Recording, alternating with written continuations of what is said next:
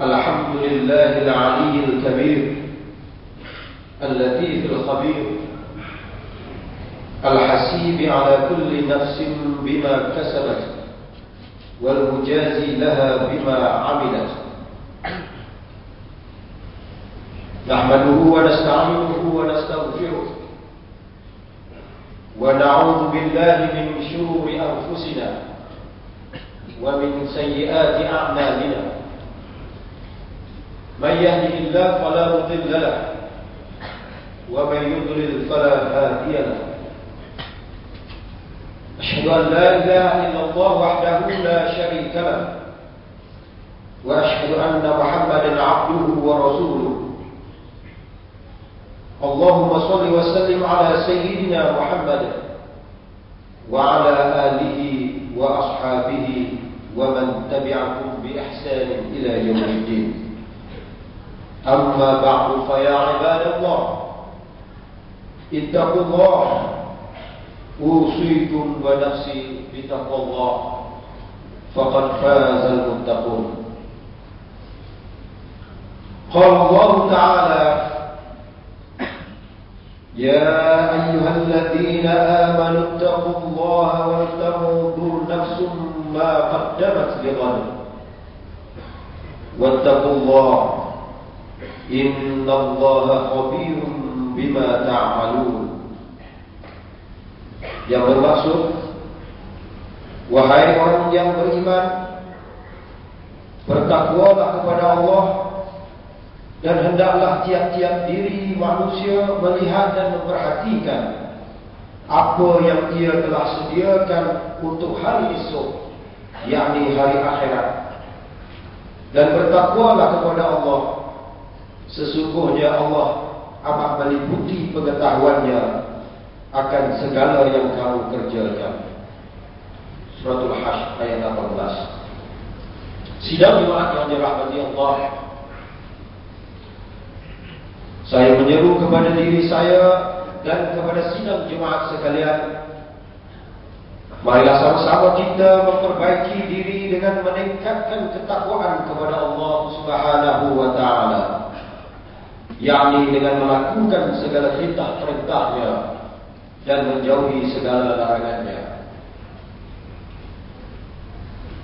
Sebelum meneruskan khutbah, saya ingin berpesan kepada sidang jemaat sekalian agar menumpukan perhatian dan jangan bercakap-cakap sewaktu khutbah disampaikan. Mudah-mudahan kita akan meroleh manfaat untuk kebaikan dunia dan akhirat. Sidang jemaat yang dirahmati Allah, bersempena dengan sambutan Hari Kesehatan Pergigian Sedunia atau dikenali World Oral Health Day bagi tahun 2017 yang akan diadakan pada 20 Mac 2017.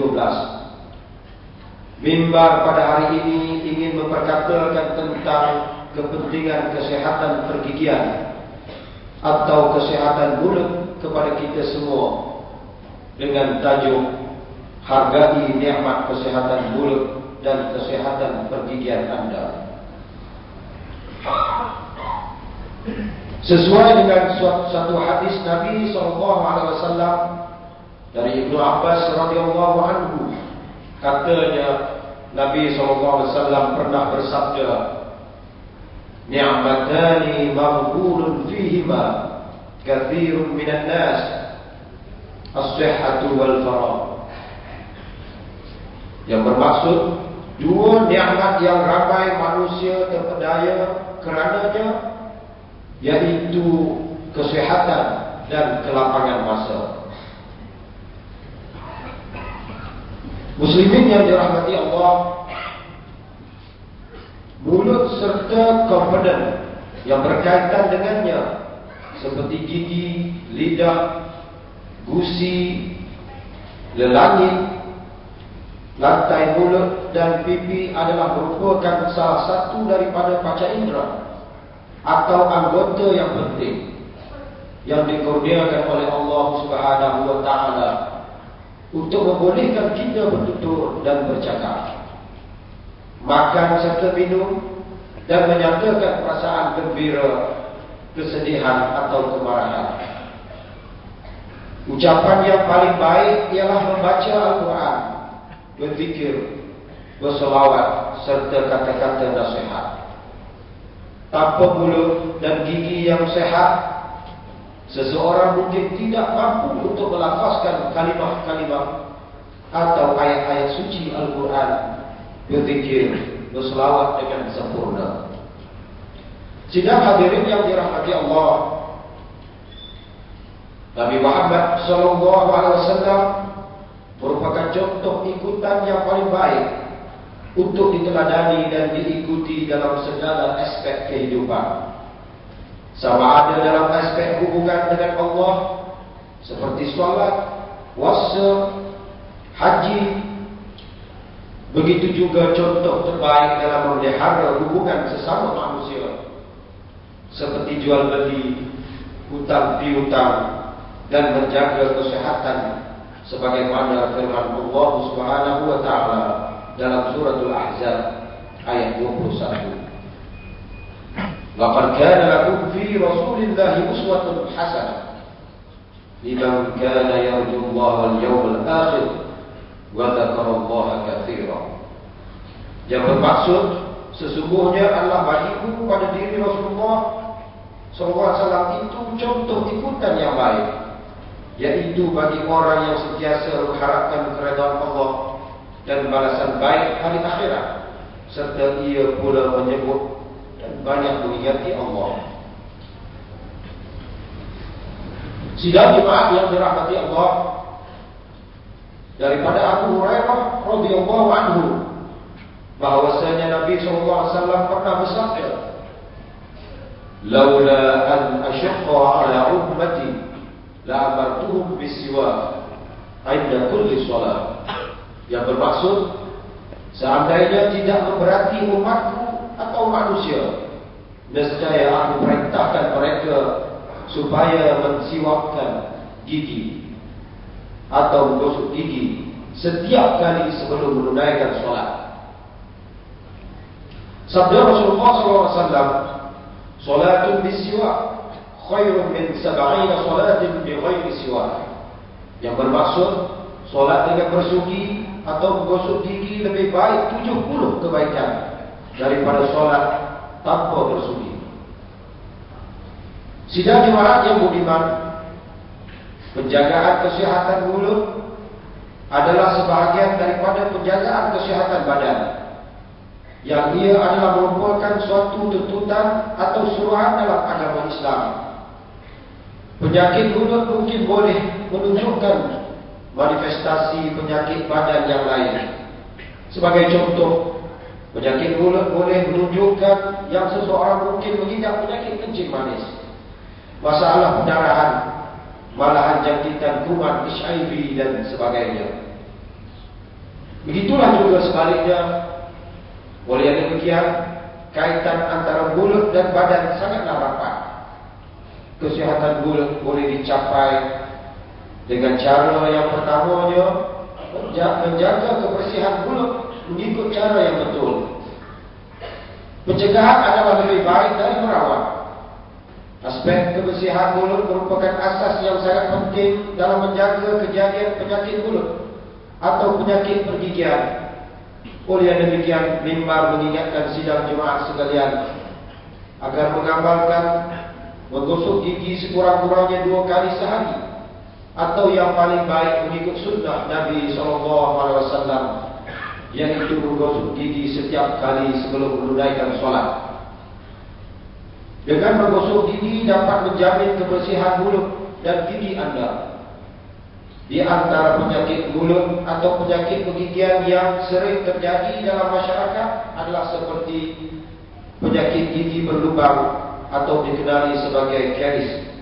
Mengikut kaji selidik kebangsaan yang diadakan pada tahun 2010 yang lalu, mendapati 80% orang dewasa di Malaysia mengalami masalah gigi berlubang. Masalah gigi berlubang ini boleh dicegah dengan menjaga kebersihan mulut. Di samping itu, bagi menjadikan gigi Anda kuat dan tahan dari kerosakan gigi berlubang, pastikan Anda meminum dari sumber air minuman yang bersih dan mengandungi garam fluorida. Begitu juga Anda disarankan juga menggosok gigi dengan menggunakan ubat gigi yang berfluorida, khususnya untuk orang dewasa.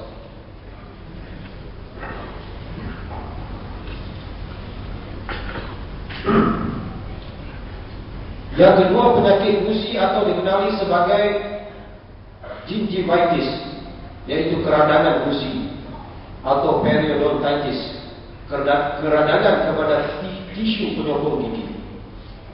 Kaji selidik kebangsaan 2010 mendapati 50% rakyat Malaysia dewasa mengalami masalah gusi yang teruk. Punca utama kejadian penyakit gusi juga berkaitan kebersihan mulut. Penyakit gusi bertambah buruk jika seseorang mengalami masalah kesihatan umum lain seperti mengalami kencing manis, darah tinggi, penyakit pendarahan, kekurangan pengambilan vitamin C, kesan pengambilan ubat-ubat tertentu seperti ubat sakit jantung dan sebagainya. Yang kedua, pengambilan makanan yang seimbang membantu menjaga kesihatan badan dan mulut. Kajian saintifik telah membuktikan kejadian kerosakan gigi seperti penyakit gigi berlubang atau karies gigi ada kaitan dengan pengambilan makanan bergula seperti coklat, kek, ais krim dan sebagainya. Gigi berlubang mudah berlaku sekiranya makanan bergula tersebut diambil dalam bentuk yang melekit, kerana ianya sukar dibersihkan dari permukaan gigi, apatah lagi dibiarkan tanpa kebersihan, tanpa dibersihkan.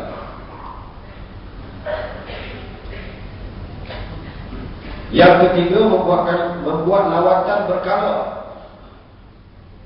ke klinik pergigian. Ini juga amalan mencegah lebih baik dari merawat. Lawatan berkala klinik pergigian ini memberi manfaat kepada kesihatan pergigian. Di samping memberi rawatan seperti tampalan gigi, cuci gigi, ia juga boleh memberi peluang kepada doktor gigi mengesan penyakit masalah di peringkat awal.